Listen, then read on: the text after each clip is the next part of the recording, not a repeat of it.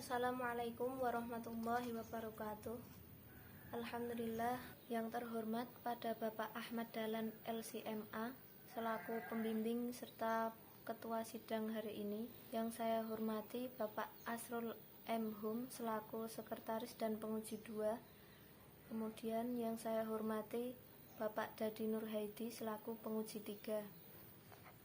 Puji dan syukur tetap tercurahkan kepada Allah SWT yang telah memberikan hidayah serta inayahnya kepada kita semua, sehingga kegiatan munakosah pada pagi hari ini dapat terlaksana dengan tanpa halangan suatu apapun. Salawat serta salam tetap tercurahkan kepada Nabi Agung Muhammad Sallallahu Alaihi Wasallam yang telah membawa zaman ini dari zaman jahiliyah kepada zaman yang terang benderang ini. Di sini saya akan memaparkan tentang skripsi saya atau hasil penelitian saya yang berjudul Ragam Zina dalam Hadis dan Transformasinya di Era Modern. Pertama-tama, seperti yang kita ketahui, bahwasannya saat ini sangat banyak sekali terjadi perbuatan zina, yang mana perbuatan zina ini dilakukan oleh kalangan muda maupun kalangan tua. Meskipun zina sudah dilarang baik oleh agama maupun oleh negara, akan tetapi banyak sekali orang yang masih melakukannya dengan terang-terangan dan tanpa merasa bahwa hal itu adalah sesuatu yang salah.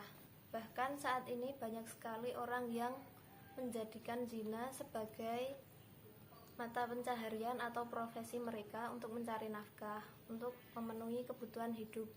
Hal ini sangat miris jika dibiarkan dengan begitu saja, karena akan sangat berdampak kepada anak-anak di masa depan. Bahkan saat ini banyak sekali terjadi perselingkuhan ataupun berhubungan suami istri sebelum menikah.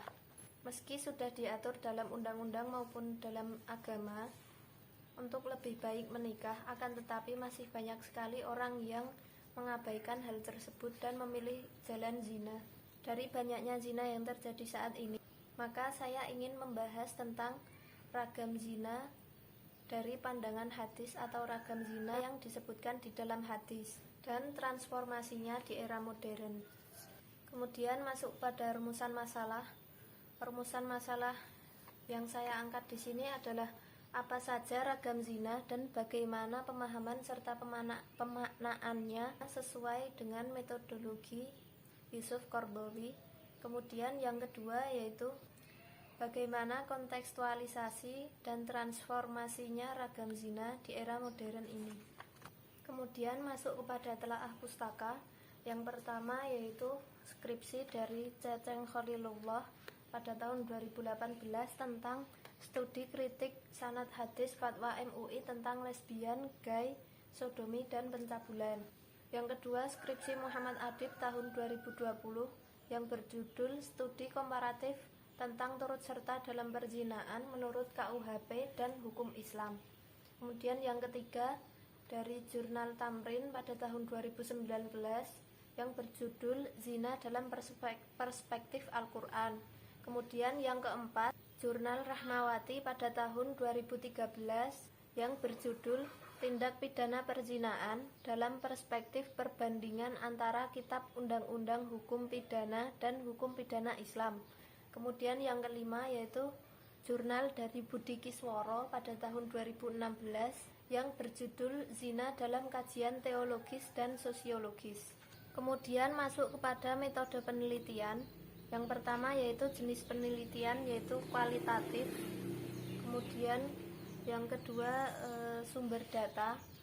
Sumber data yang diambil dari Kutubut Tis'ah, dari buku, dari jurnal, dan dari karya ilmiah lainnya yang berhubungan dengan skripsi ini. Kemudian teknik pengumpulan data yaitu mengumpulkan data berdasarkan sumber referensi tertulis. Kemudian teknik analisis data yaitu dengan menggunakan teori dari Yusuf Qaradawi. Saya menggunakan teori dari Yusuf Qaradawi yaitu karena menurut saya teori beliau ini sangat mudah dipahami dan dapat menjelaskan permasalahan secara rinci, kemudian dapat menghasilkan hasil yang lebih jelas. Dalam teori Yusuf Qaradawi terdapat 8 tahapan atau langkah yang ditawarkan oleh beliau. Akan tetapi di sini saya hanya akan menggunakan 5 metode saja karena yang 3 lainnya saya rasa kurang relevan untuk meneliti hadis ini. Sebelum masuk kepada penelitian menggunakan teori Yusuf Qaradawi, sebelumnya dalam menganalisis hadis diawali dengan mentakhrij hadis. Di sini saya mentakhrij dengan kata az-zina. Saya mentakhrij menggunakan Mu'jam Mufahras, kemudian menemukan beberapa hadis yang saya tulis pada skripsi saya tersebut. Dari banyaknya hadis yang saya temukan, saya mengkhususkan kepada satu hadis, yaitu hadis riwayat Imam Muslim, yaitu nomor 4802, yang berbunyi, Haddatsana Ishaq bin Mansur, akhbarana Abu Hisham al-Mahzumi, haddatsana Wuhaib, haddatsana Suhail bin Abi Shalih, an abihi an Abi Hurairah anin Nabi sallallahu alaihi wasallam qala kutiba ala ibni Adam nasibuhu minaz zina. Kutiba ala ibni Adam nasibuhu minaz zina mutrikun dzalika la mahalatan fal ainani zinahuman nazaru wal udhunani zinahuma al istima'u wal lisanu zinahul kalamu wal yadu zinahal batshu wal rijlu zinahal khutta wal qalbu yahwa yatamanna wa yusaddiqu dzalikal farju wa yukadzibuhu. Saya memilih hadis ini karena saya rasa dari sekian banyak hadis yang saya dapatkan, hadis ini yang isinya lebih lengkap atau yang penyebutan ragam zinanya itu lebih lengkap daripada hadis lain. Kemudian masuk kepada analisis menggunakan teori Yusuf Qaradawi. Yang pertama yaitu menghimpun hadis-hadis setema yang dapat dilihat pada skripsi saya. Kemudian yang kedua yaitu memahami hadis sesuai dengan petunjuk Al-Quran. Di sini saya menemukan beberapa ayat Al-Quran yang berkaitan dengan hadis tentang ragam zina yang dapat dilihat dalam skripsi saya. Kemudian yang ketiga yaitu memahami hadis sesuai dengan situasi dan kondisi atau sosiohistoris. Dilihat dari zaman jahiliyah, banyak sekali orang yang melakukan perzinaan secara terang-terangan. Bahkan zina dianggap sebagai sesuatu yang wajar. Laki-laki dan perempuan pun bercampur baur tanpa adanya perbedaan di antara mereka. Tidak hanya perzinahan persetubuhan yang terjadi, akan tetapi banyak juga orang yang melakukan pelacuran ataupun bermain judi dan yang lainnya. Pada zaman jahiliyah juga banyak perempuan yang tidak mendapatkan penghormatan atau perlakuan dengan sebagaimana mestinya. Bahkan mereka dianggap sebagai barang yang dapat ditukar dan dibeli dengan uang mereka.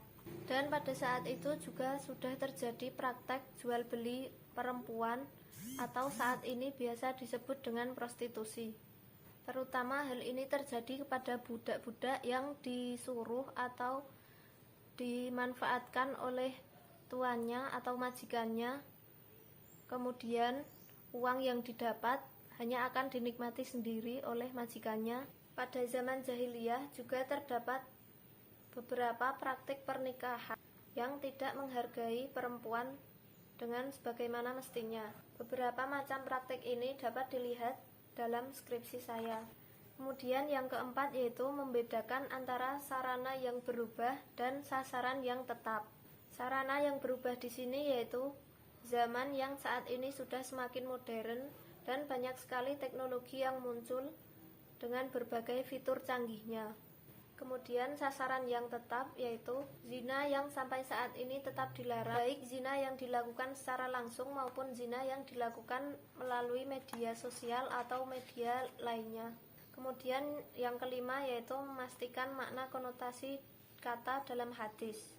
Kemudian kesimpulan dari penelitian ini dapat disimpulkan bahwasannya yang pertama yaitu terdapat 6 macam atau ragam zina di dalam hadis, yaitu zina mata, zina telinga, zina tangan, zina kaki, zina hati, dan zina lisan atau lidah. Dan dapat diketahui bahwasannya praktik zina ini sudah terjadi sejak zaman dulu dan dilakukan secara terang-terangan. Semua macam atau ragam zina dalam hadis ini memang terjadi pada masa itu. Kemudian yang kedua yaitu hadis tentang ragam zina jika dibawa kepada konteks saat ini atau era modern ini, yang mana zina justru semakin marak dan banyak terjadi baik di kalangan muda maupun kalangan tua. Dan zina saat ini dapat dilakukan dimanapun, baik secara langsung maupun melalui media sosial. Terlebih saat ini media sosial banyak menggunakan fitur-fitur yang canggih dan dapat digunakan oleh semua kalangan tanpa batasan apapun. Seperti misalnya WhatsApp, Instagram, Twitter, YouTube, dan media sosial lainnya yang dapat digunakan oleh siapapun dan kapanpun dengan mengakses apapun tanpa diketahui orang lain maupun pihak perusahaan media sosial tersebut. Hal ini tentu menjadikan kebiasaan yang sangat buruk, karena lama-kelamaan seseorang akan menganggap zina sebagai sesuatu yang umum dan biasa dilakukan. Meski demikian, bukan berarti media sosial merupakan tempat untuk berzina. Akan tetapi masih banyak sekali manfaat yang dapat diambil dari media sosial, yakni dapat berdakwah atau membagikan ilmu lainnya. Dalam penelitian ini tentu masih banyak sekali kurangnya.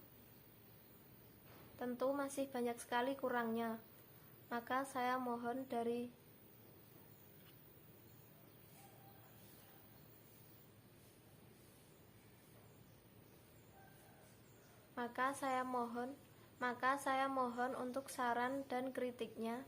Mungkin sekian yang dapat saya sampaikan. Banyak kurang dan salahnya mohon maaf. Wassalamualaikum warahmatullahi wabarakatuh.